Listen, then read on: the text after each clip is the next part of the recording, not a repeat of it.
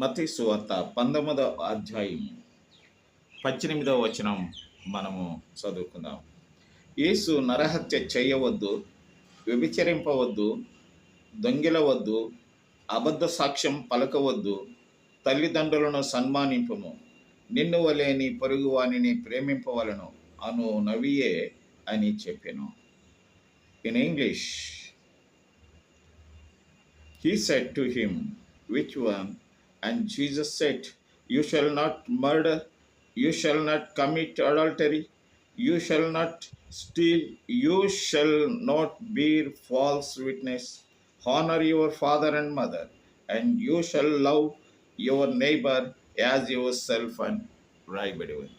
ప్రియమైనటువంటి సహోదరి సహోదరుల, మనము భూమి మీద బ్రతికేటప్పుడు మనము పరిశుద్ధంగా, పవిత్రంగా, దేవునికి సన్నిహితమైనటువంటి బిడ్డలంగా ఉండాలని దేవుని యొక్క చిత్తం.